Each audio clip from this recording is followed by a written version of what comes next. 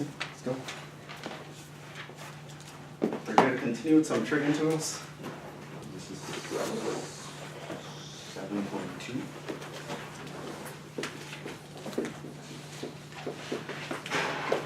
Here's one to start you off. How would you integrate tangent cubed?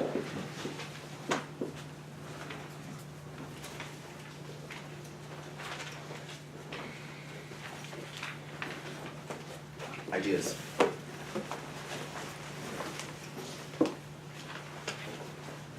Split it into tan squared x and tan x.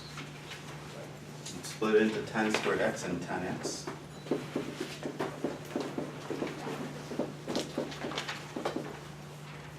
Okay.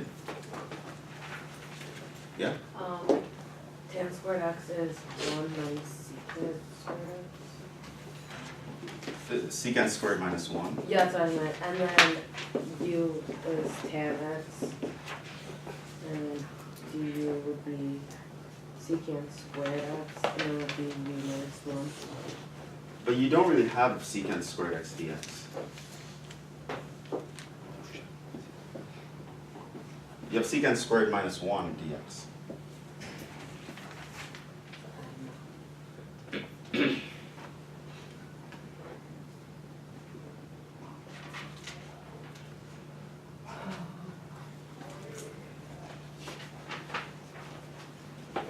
So will you try at that point?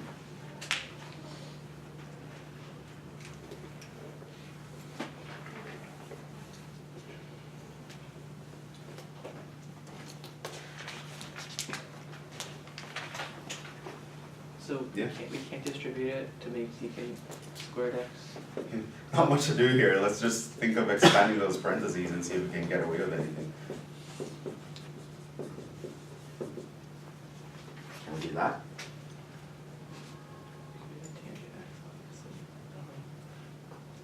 Sure, we know how to do tangent. So how about we split it up then?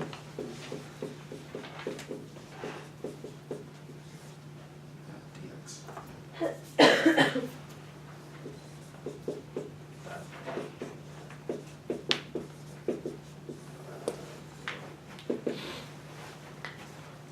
So the second guy we definitely know how to do, so let's not worry about that too much. What about the first guy? What the derivative of secant is secant x tan x, so you can make u secant. Sure. You could also make u tangent, derivative of tangent is secant squared. So the earlier suggestion, now it can work. It couldn't work before because of the minus 1, but now I got that out of the way. So I could do, if I let u equals tangent, this guy would just become the integral of u du.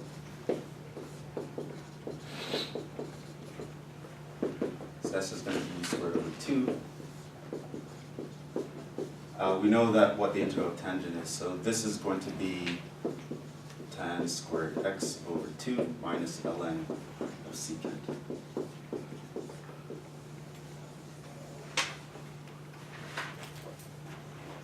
Yes, so sometimes if you have just a secant by itself or a tangent by itself, things can be tricky. You have to be a little bit more creative. Right? Sometimes you have to expand parentheses. Sometimes you might end up with something you have to do integration by parts for or something else. It happens.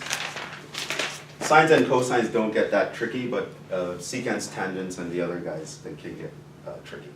You have to like move things around, simplify, apply identities. But the more you do it, the better you'll get at it. Let's see, did I have another example here? Yes, secant x times tangent squared. Let's do that one. So we have both present here, secant x times tangent squared x.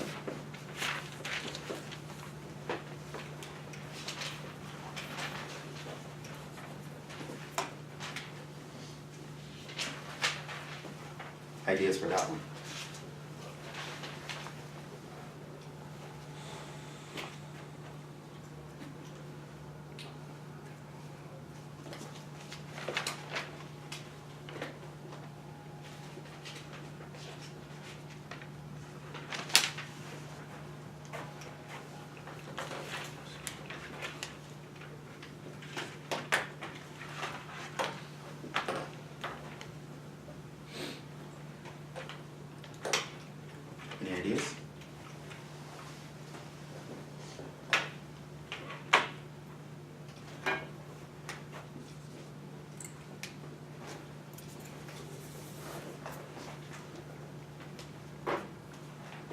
substitute secant squared x minus 1 for tan squared x?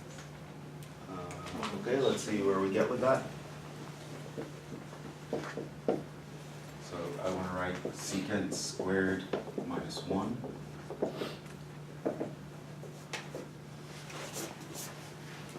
Now what? Can be distributed because we know secant.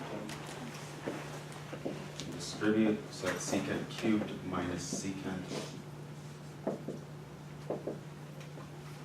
Now what?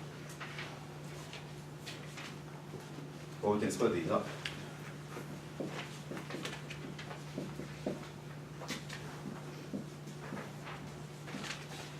Now these guys have the word formula. Secant cubed, what was the integral of that? You guys remember? Yeah? Secant x, tangent x, plus the natural logarithm. There's 1/2. Oh, That's sorry. Right. secant x times 10 Secant x tangent x plus ln. plus ln of secant x plus tangent x. Minus, what was the integral of secant? That was also an ln. Was this the ln of secant x plus tangent x? Which, by the way, also appears here. So I have half of this guy minus that guy, so it's minus 1/2. So I can sort of look at this as 1/2 times secant x tangent x. See, minus ln of secant x plus tangent x. Just bring this guy to the inside and combine it.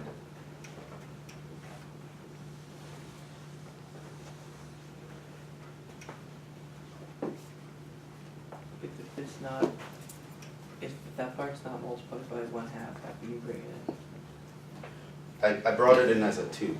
Oh, okay. So I thought of this as 1/2 times 2. So 1/2 times 2. Okay. So I can bring it in, so it's ln of this minus 2 times ln of that gives me 1 times ln of this. You can also think of distributing, giving me 1/2 of this guy minus that guy gives me minus 1/2 of that guy, and then I refactor it to get to here. Multitude of ways you can.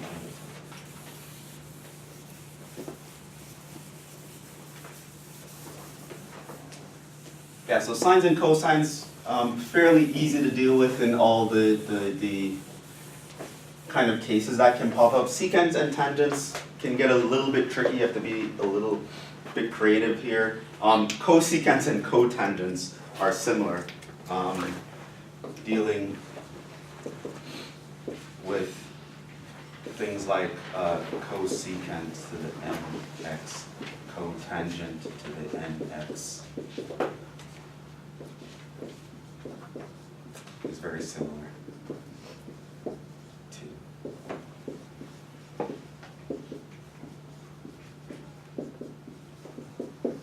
So we'll move on.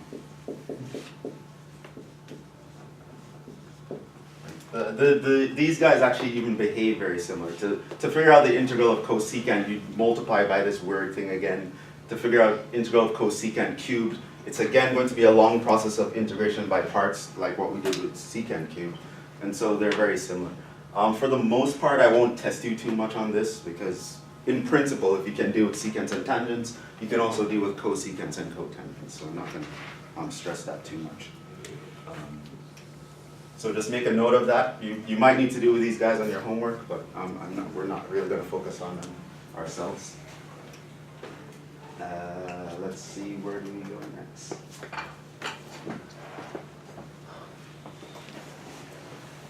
Okay, so now we're going to do trig substitution, which was the main thing I wanted to do last time. How do we do that? So we're going to talk about a different kind of substitution. Trigonometric substitution.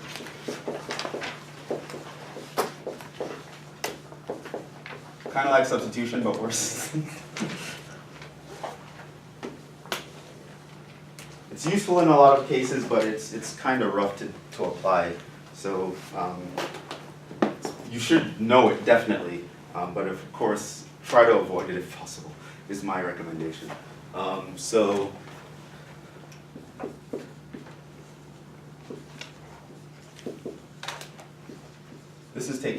advantage of the identities. So we're doing a lot of the Pythagorean identities, and we're going to take advantage of them. So things like sine squared plus cosine squared equals 1. We also will deal with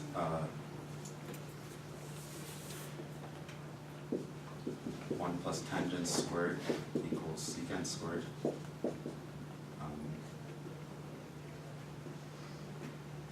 Yeah, it's kind of those two. And the other version of this. So let's actually do something. So with these,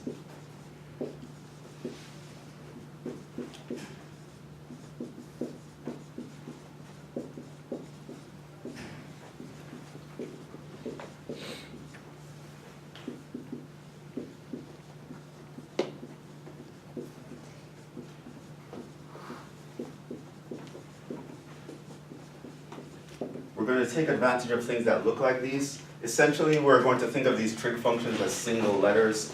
And so there's going to be cases where we can replace an expression like 1 plus a squared equals b squared. And that's going to help us break things down. I'm going to describe all the expressions in a table. Do I have space?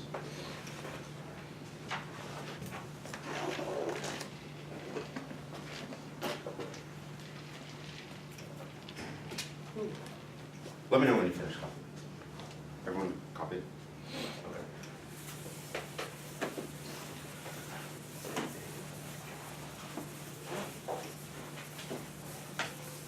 So here's going to be the idea. We're going to notice a certain expression.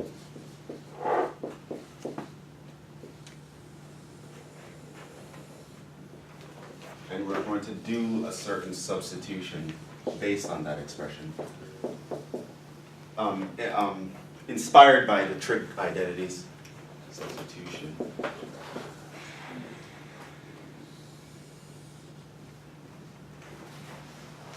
And then this is going to be useful for back substitution.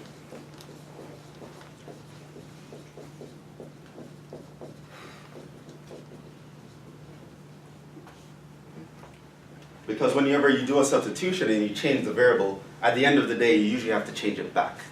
Okay? But that's not going to be as straightforward with trig substitution as it is with regular substitution. So this is it's going to take some work to get back to the original variable once we're done. So here are some of the expressions.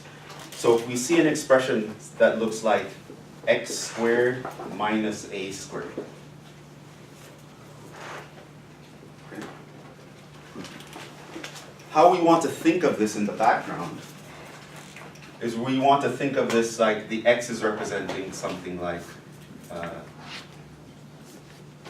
secant minus 1.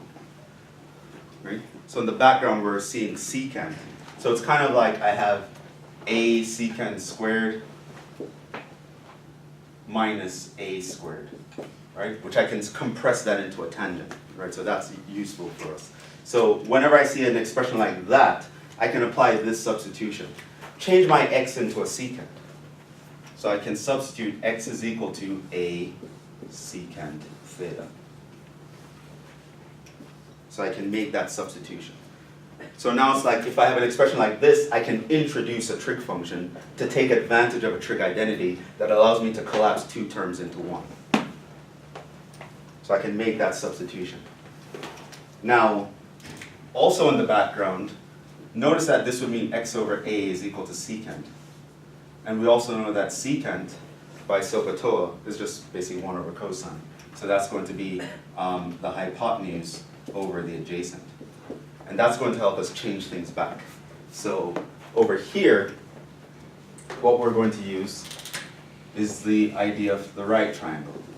So if that's my theta, and I know my secant is x over a, this means the hypotenuse would be x, the adjacent would be a, which means that this side of the triangle would be the square root of x squared minus a squared.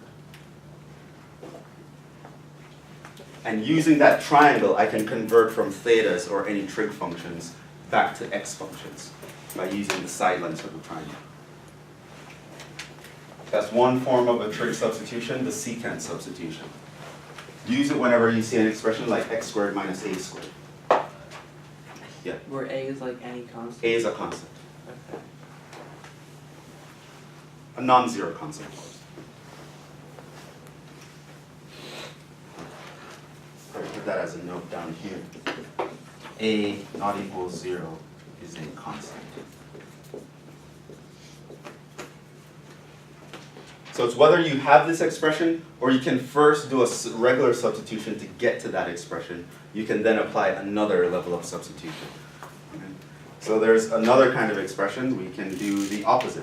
What if we had a squared minus x squared? In this case, we think of the a as having the sign relationship. So we can think of 1 minus sine squared.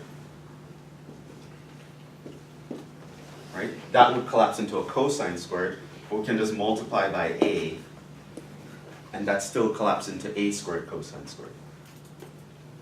I should write this in blue. So when we see this expression, in our mind's eye, we're kind of seeing this expression, which would collapse into a cosine. And so what I can do is I can set my x to be a sine theta. Technically, you could also put the cosine here and let x be cosine, but then your derivative is going to introduce a negative sign, so people don't like doing that. But technically, there's nothing wrong with that. Sorry. This would yield a triangle as well. So that would give you an expression that says opposite over hypotenuse. And so this side here would be a squared minus x squared. I'm going to show you how to use these eventually. A third common form. So usually you can have a x squared minus a constant, you can have a constant minus x squared, or you can have the sum of these two. So x squared plus a squared. In this case, the trig identity that you're imagining is tangent squared plus 1. Which now we can multiply by a's. And that guy will collapse into a secant squared. And so here I would set x equals a tangent theta. This will force on me a right triangle, where tangent is opposite over adjacent, so this would be opposite, that would be adjacent, and then this would be, by Pythagoras' theorem, x squared plus a squared. So that's kind of the important table. That's the guy you want to know. Really in the background, we're thinking of these in terms of, we're trying to go from polynomials to trig functions whenever they have a certain relationship that falls in line with the Pythagorean identities. By doing that, we can set up these substitutions. And just as how with regular substitution, when we find an x, we have to find dx to replace everything. We're going to plug that all in. We're going to get a trig function now. So we will go from the land of like polynomials and rationals to trig functions, in which case what we're doing earlier now starts to apply. And then you can do your integration. You'll get your answer in terms of trig functions. To change them back into regular x's, you're going to use the triangles to go from the trig function to the x's. This process is called trig substitution. So let's actually just do some examples so you understand how we will apply this. But this is just kind of something you need to know in order to apply the process that I'm going to describe. Yeah? So I'm just confused, how come once you find your like tangent theta squared plus 1 identity, why do you need to multiply both of them by a? Because I want to do an a. Because the a can be something other than 1. Okay, oh, okay. So I'm generalizing the identity. Great. Right? So the idea here is if I have a tangent squared plus a squared, that actually gives me a squared secant squared. Right? So it generalizes the identity by multiplying both sides by a squared. Okay. Because I wanted to be able to apply this even if my a is not literally the number 1. So I just scale it. Any other questions before we move on? We're going to jump into some examples. Okay. Did you guys copy this? Okay. So let me show you how it's going to work.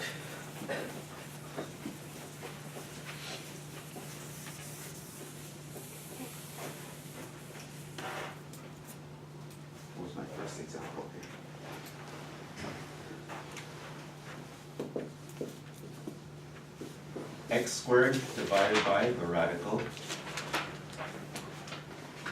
of 4 minus x squared. This guy is a candidate for trig substitution.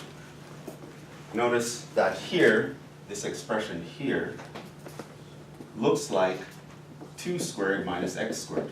So that looks like your a squared minus x squared, right? That's the thing that you're looking for.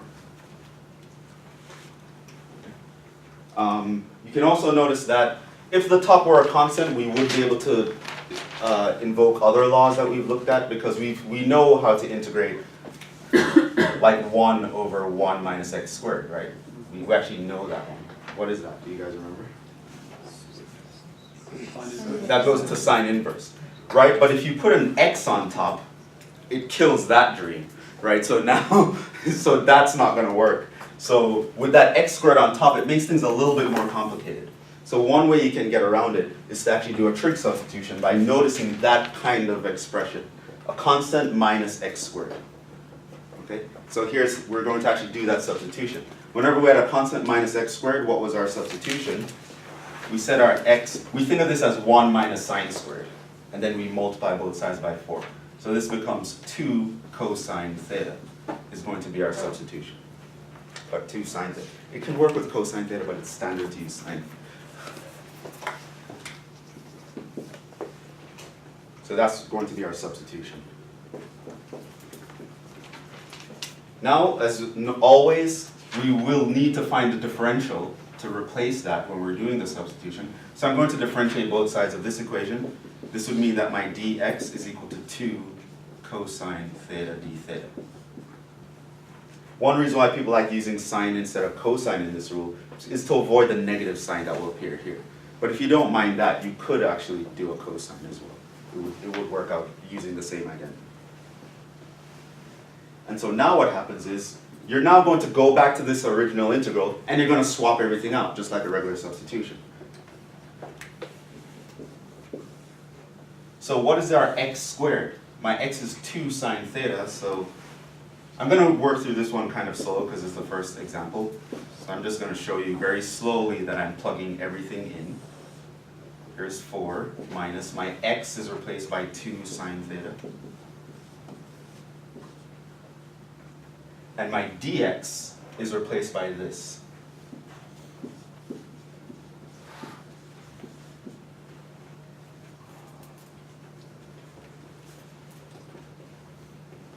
So all my x's, I just go in and replace them with 2 sine theta. My dx is replaced by 2 cosine theta d theta. Now at first that looks more complicated, but the goal of course here is that now this denominator is going to simplify based on the Pythagoras' theorem, the Pythagorean identity. Right? What we have here is 4 minus 4 sine squared theta, which means I can factor out a 4 and get 1 minus sine squared theta, which means I can collapse that into cosine squared theta by the Pythagorean identity.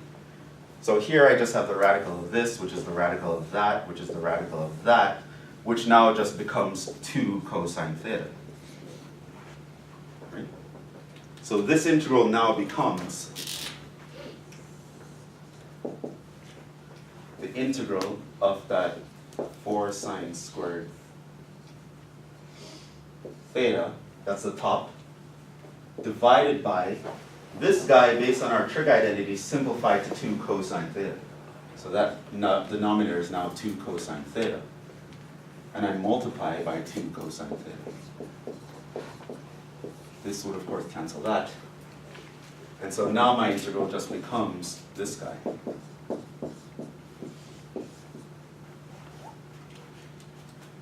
So ultimately, I go from this messy-looking integral to this simpler trig integral.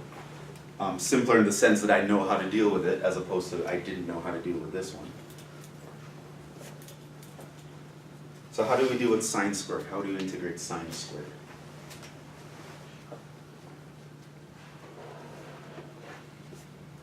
You sub? No. We write it as 1 minus cosine. You apply the half angle formula. So it's 1/2 times 1 minus cosine 2 theta So that's just 2. And these guys I can integrate easily. So integral of 1 d theta, remember it's theta, so that's just theta. Integral of this guy is going to be 1/2 sine 2 theta plus c. So now we have our answer. That is the antiderivative of this expression. The problem is, we were asked a question in terms of x's. I now have an answer in terms of thetas. That's not good enough. I need to change these to x's. And so that's where the third column in the table comes into play. I'm going to actually use that column to figure out what these guys are. So now we go to the side. So this is what, it's not like U substitution. If this was a U substitution, now we just plug in stuff here and here. With a trig substitution, it's a bit more complicated. We have to figure out what these trig functions of our variable are. So what we'll do is we'll go to the side and we'll construct our triangle.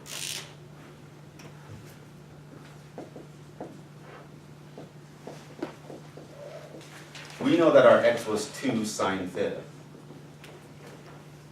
This means that x over 2 is sine theta. But I know that sine theta is opposite over hypotenuse. And so this gives me a triangle to work with.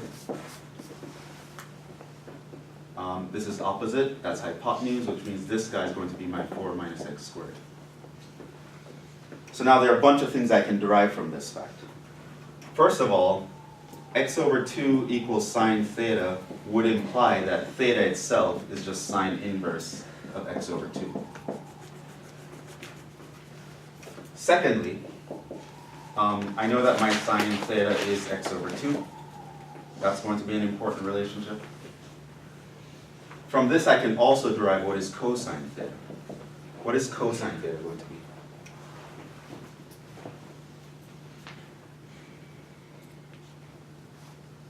Square root of 4 minus x squared over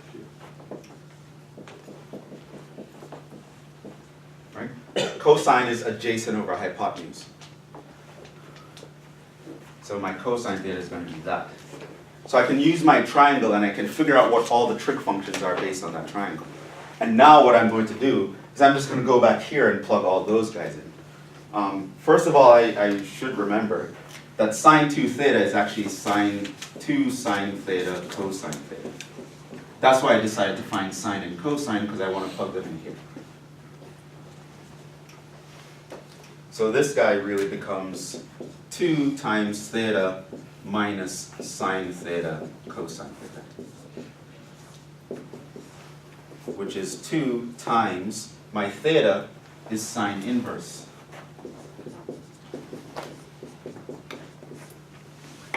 Minus my sine is x over 2.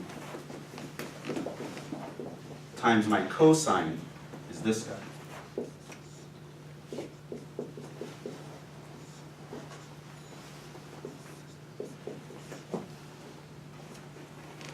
And so that's my antiderivative in terms of x. Which of course I can simplify that. I can multiply this by 2. Go over here.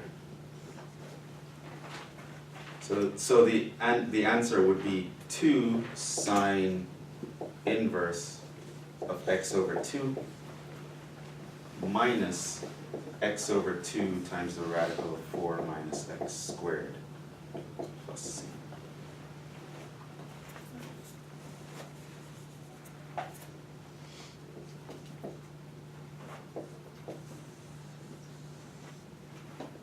So the antiderivative of this expression is that expression. Would it be x over 4? I expanded the 2. Oh, sorry. So, okay. So the 2 cancels one of the 2's. Oh, that makes sense. Okay. So that's trig substitution. So the idea is, even after you do a substitution and get to the answer, there's a whole other process to get to the x's. And this is kind of why, to me, it's annoying. Right? It's not like U substitution where when you get the answer, oh, just replace that theta with this and we're done. No, it's not that easy. We need to go back to SOHCAHTOA and figure out what all these expressions are. So that's one trig substitution problem. Okay. This will of course lead to other recommendations that I will give you later on. So for example, if you were given a definite integral, I would definitely change the limits and just apply them here, as opposed to going back to the x and applying the original limits. So there are things like that. Usually when you have a definite integral, I kind of say, oh yeah, you do whatever you want. You can change the limits or just change everything back to x's and use the old limits. For trig sub, definitely change the limits. It will save you like half the work. Right? You don't have to reconvert back to x to use the old limits. Just change the limits to theta limits and apply it here. Right? So there'll be little things like that. So if you have to do a trig sub, there are little corners you can cut to kind of break the work down. But that's essentially what a problem would look like. So we kind of went through that one slowly. Let's go through another example a little bit quicker.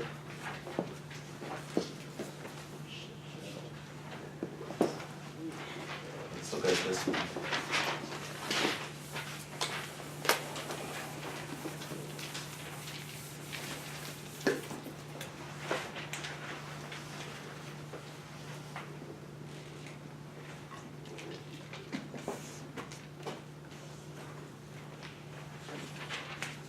One over x squared times the radical of x squared minus 3.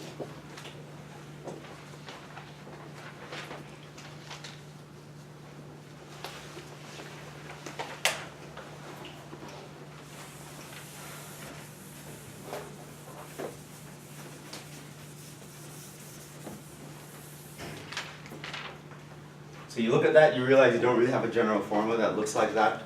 So you start searching for anything that can be of help to you, and you notice this expression, x squared minus 3. We're of course going to think of that as x squared minus a constant squared. So I'm going to think of this as x squared minus radical 3 squared. So this is just an x squared minus a squared, where my a is radical 3.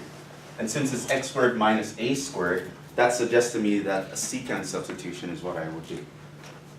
So this would mean set x equals radical 3 secant theta. My dx would be radical 3 secant theta tangent theta. Derivative of secant is secant tangent. And so now I'm going to go and I'm going to swap all these things in. So I go to my integral. 1 over x squared, so this is just 3 secant squared, times the radical of 3 secant squared theta minus 3 times my dx is radical 3 secant theta tangent theta. Now of course the goal here is to simplify what's under the radical, so let's do that.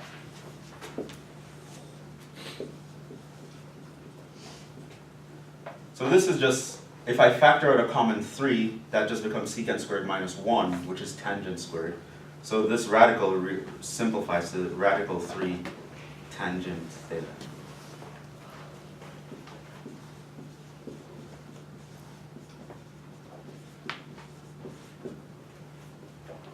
Now I can simplify a little bit. This and this cancels that and that.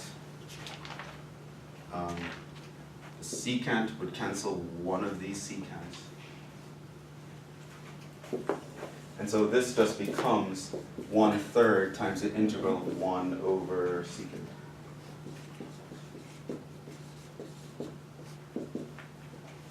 How do you, yeah. Sorry, can you just quickly go over again how you got from the x squared minus square root of 3 squared to the square root of 3 secant theta? Where you substituted? Oh, that's because the thing was in that table, if you see an expression like this, you would substitute x equals a secant theta from that table. And so if I have x squared minus radical 3 squared, I would substitute this guy. Because my a is radical 3. Okay. Alright. Thanks. So that brings me to here. Then I take derivatives and I plug back into the integral. The goal is to simplify this expression, so it all breaks down to actually 3 tangent squared, and then I take the radical of that. And then I simplify it and I get to here. How do I integrate 1 over secant? Equal to cosine Yeah. theta. It's equal to cosine, so I would just change this to cosine.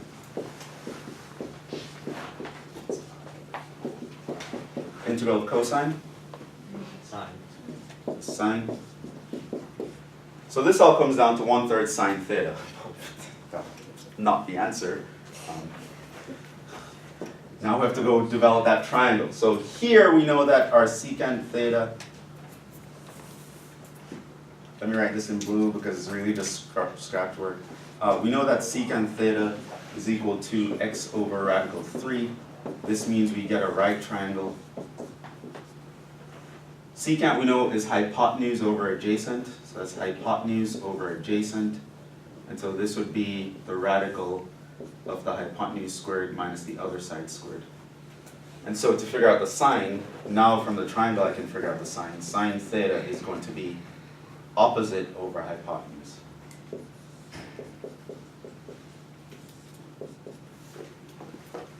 And so now I can actually write down the antiderivative. This is going to be equal to 1/3 x squared minus 3 all over x.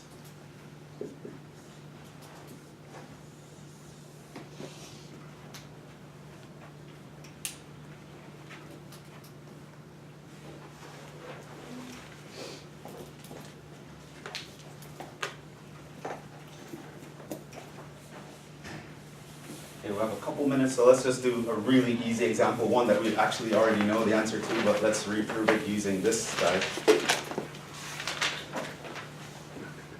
The integral of 1 over 1 plus x squared. What's the answer? Tangent inverse, that should be the answer. Let's actually say, for some reason, somehow you forgot that on the test. Don't freak out, you have options here, right? What you can do is you can think of this, but you shouldn't forget that. You should know that, for the record.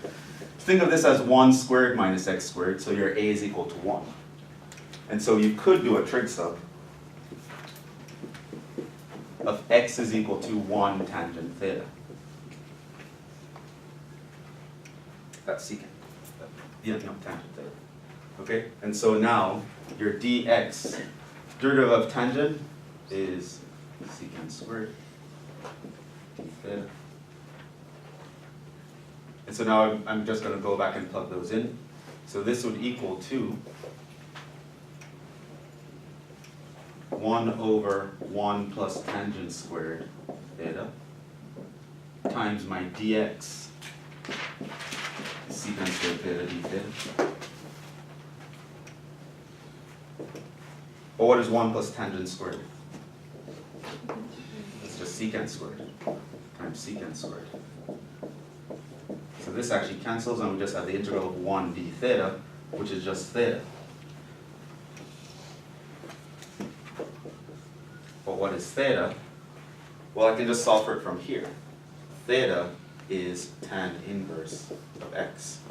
So I end up with this is equal to tangent inverse of x.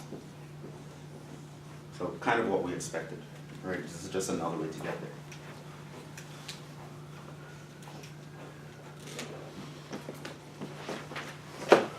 Just for the record here, memorize that the integral of 1 over 1 plus x squared is tan inverse.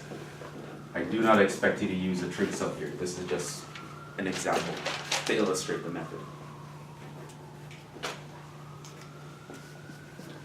No, God forbid you forget one of the basic rules. It's nice to know you can derive it by other means. So we'll stop there for today. We'll do some more examples on trig sub because it's kind of a big method to get through your head. So we'll do some more examples next time.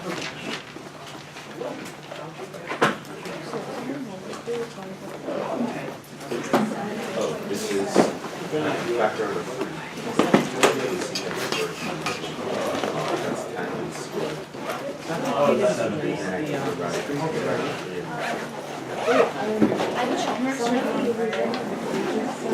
No homework, John. Yeah, that's What